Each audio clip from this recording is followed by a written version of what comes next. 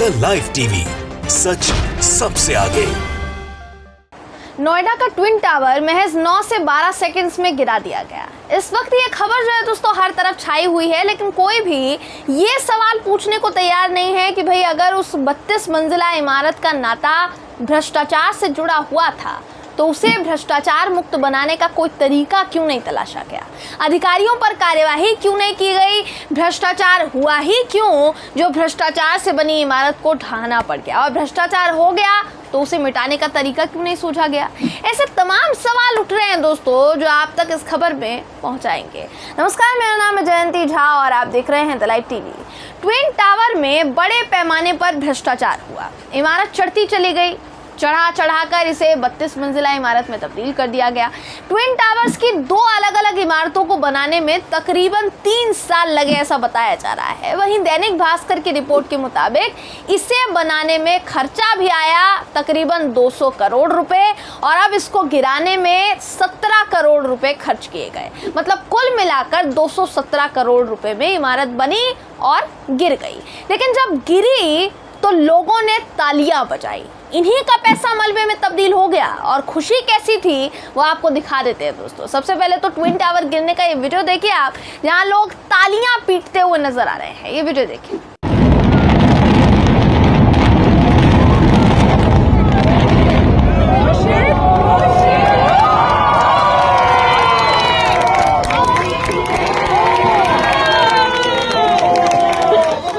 जी, तो करोड़ों रुपया मिट्टी में मिल गया और वहां खड़े लोग इस ध्वस्तीकरण पर तालियां पीट रहे थे। इन्होंने ये नहीं पूछा कि भाई ट्विन टावर्स को बनाने की अनुमति आखिर मिल कैसे गई, पैसा तो इन्हीं का गया है ना, जनता का ही पैसा गया था ना। इस कगार पर पहुंचाने वाले भ्रष्टाचारी अधिकारियों को अब तक जेल में क्यों नहीं डाला गया है।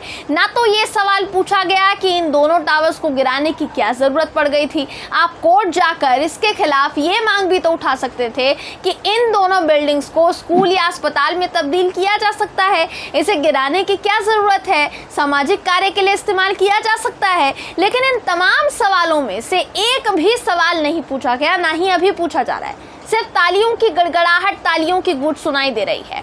भ्रष्टाचार किसी भी देखिए सरकार में क्यों ना हुआ हो, उसे जस्टिफाई नहीं किया जा सकता, उसे डिफेंड नहीं किया जा सकता है। लेकिन करोड़ों रुपए के भ्रष्टाचार को खत्म करने के लिए अगर वर्तमान सरकार भी जनता का करोड़ों रुपया ही उसमें फूंक रही है तो यहाँ सही कौन रहा फिर, हमें तो ये जानना है। क्या इन दोनों इमारतों को गिराने से जो भ्रष्टाचार की बिसात बिछाई गई थी वो भ्रष्टाचार अब मिट जाएगा? क्या इसके आसपास रहने वाले लोगों का नुकसान नहीं होगा? बताया ये जा रहा है दोस्तों कि इस इमारत को गिराने पर इकट्ठे हुए मलबे को भी सरकार तकरीबन 15 करोड़ में बेचने वाली है। फिर इन पैसों से क्या होगा? फिर से लोगों को उनका पैसा वापस मिलेगा क्या? दोस्तों, ट्विन टावर के गिरने पर मीडिया का जो एक धड़ा है ना, उसमें बेइंतहा खुशी है, लेकिन कई सवाल पूछे जा रहे हैं। ये ध्वस्तीकरण तो हो गया है, वहीं इस ध्वस्तीकरण को लेकर जो सवाल पूछे जा रहे हैं वो भी आप तक पहुंचाने बहुत ज़रूरी है। तो मैं आपको एक एक करके प्रतिक्रियाएं दिखाती हूँ। आपको मैं सबसे पहले स्क्रीन पर एनडीटीवी के पत्रकार उमाशंकर सिंह का ट्वीट दिखा रही हूँ, जो अपने ट्वीट में लिखते हैं कि करप्शन की बुनियाद पर जब इतनी ऊँची इमारत खड़ी हो रही थी तब हमारा सिस्टम सो नहीं रहा था, बल्कि भ्रष्टाचार में मदद कर रहा था।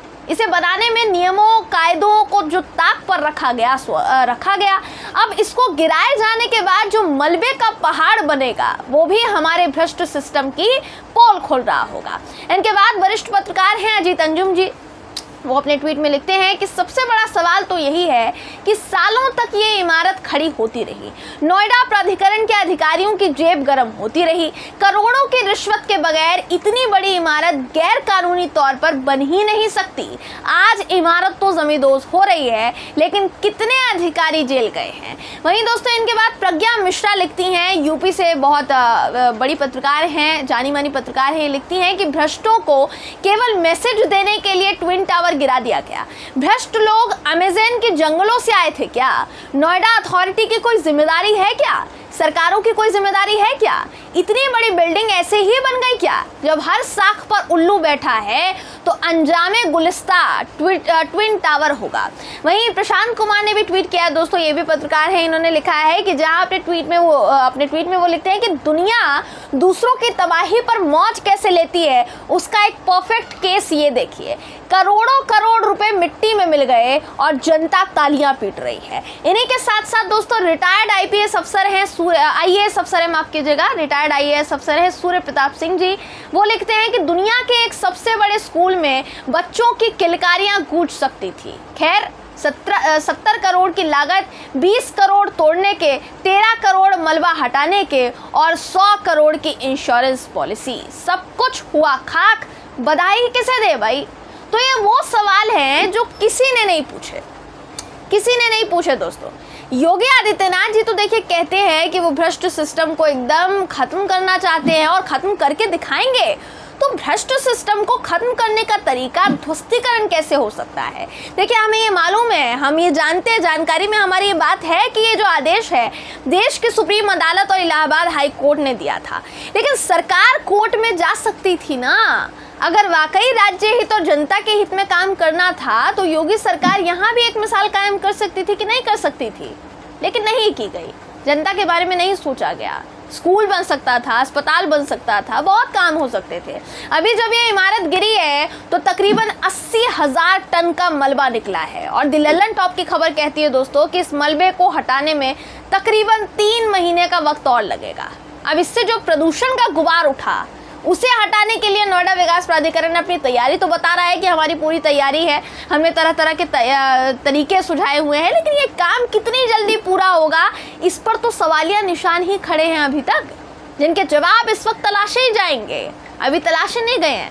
हालांकि इसके गिरने से जान माल की हानि नहीं हुई है, हम कुछ भी फैक्ट्स के साथ छेड़छाड़ नहीं करेंगे क्योंकि पूरे प्लान के साथ ये जो बिल्डिंग है ये गिराई गई। लेकिन फिर सवाल यही है कि ध्वस्तीकरण ही विकल्प क्यों था? योगी जी की सरकार के नेतृत्व में भ्रष्टाचारियों के लिए तो एक एग्जाम्पल सेट कर दिया गया है इसके जरिए, पर इससे अब क्या फायदा होगा? करोड़ों रुपए मलबे में बह गए।